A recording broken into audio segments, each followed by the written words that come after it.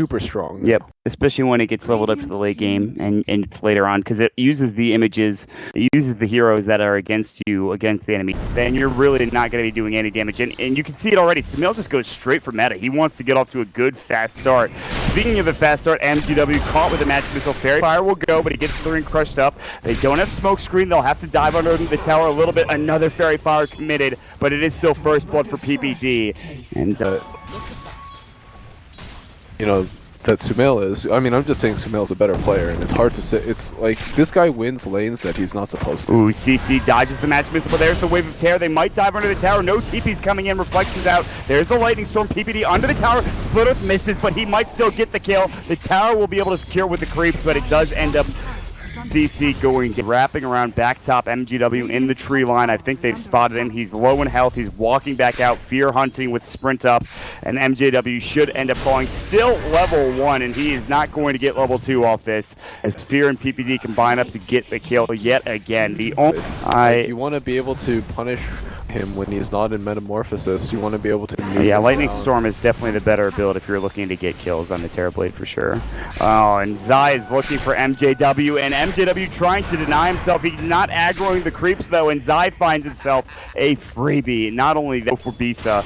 There's the Anchor Smash. Zai not going for it, getting the phase instead. Now there's going to be the Blade Fury. Smoke screen coming out too late. Zai really wanted those phase boots. Omni Slash is ready. Ravage will go though, and Bisa the glimpse back, and it's going to be enough to save his life. They turn with the Omni, and Bisa gets the kill on the Riki. Into taking a little more damage without knowing that the Riki was there. And then after Universe had maybe gushed or Anchor Smashed a couple times, then you Ravaged, and then you Smoke Screen, and then you can kill him in one burst. This ganking. Now PPD gets involved with, I think, what was an Invis room. They easily kill Mikey J. White, and Zai gets involved with his phase boots newly minted. Top lane, they'll get even more room as Sumail has rotated to push into a tier 2 tower now with 1,000 gold.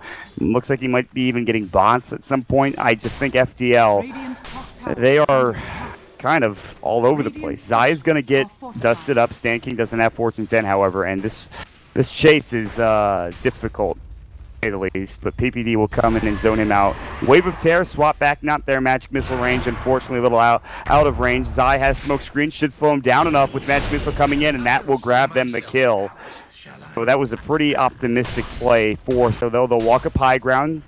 Fear is near the tower.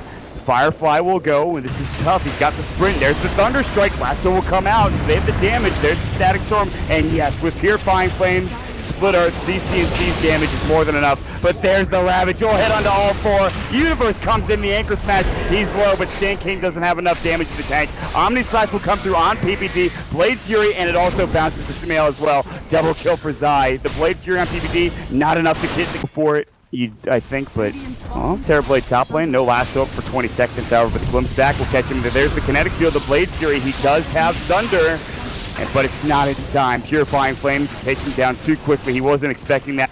Yeah, and that is a pretty nice pick off. Bit sloppy from Sumail to be farming up in that position, especially when the rest of FDL was CC. Tricks of the trade keep Zai alive, and if there was a stick up for CC&C, he probably gets that. Dominating his lane, and you just spam out lightning over and over again.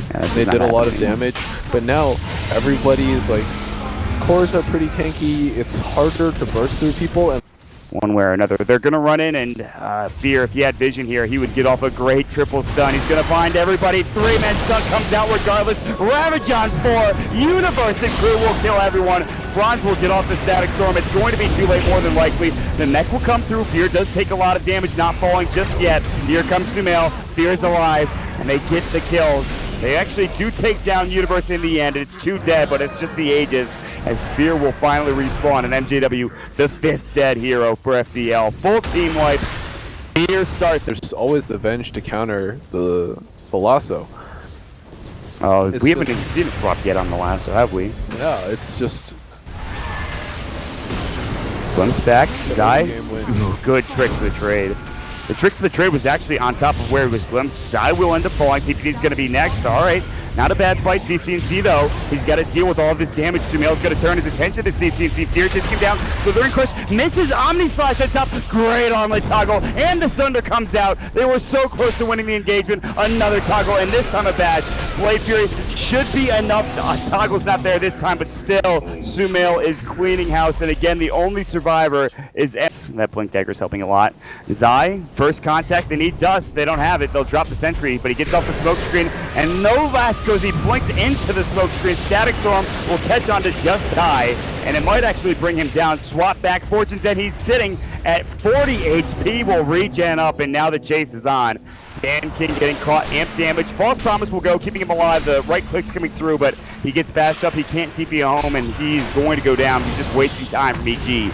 Do dead for FDL, and the push down mid will commence with Rat. Truck and the Oracle should be up. I mean, by the time they lose the tier 3, but the thing is that FDL or EG have such a pushing lineup. It's actually ridiculous. Yeah, even when they are up, there's not. They're probably going to lose the full set of racks. Slithering Crush will find Franz. The amp damage is up, and he dies so quickly, and they're looking for more PPD. Can't find that swap back. Universe will go to work. He has the anchor smash. Swap, and there it is. CCNC. Smoke screen is up. They drop the Ravage down onto 2. MTW, they'll find another Slithering Crush with the tricks of the trade on top, and that is it. GG is called for dead for FDL. EG finished them off handedly at 18 minutes into the game. Charlie. Well,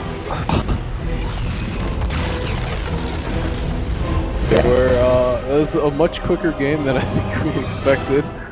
I thought FDL would give them a better run for their money. Like I said, this was EG's first small hurdle. We'll call it a little bump in the road for them. If they were going to perform poorly, then that would just show, okay, maybe they're not there yet, or I don't know. But EG, they performed lights out. That's all that it comes down to. Yeah, I mean.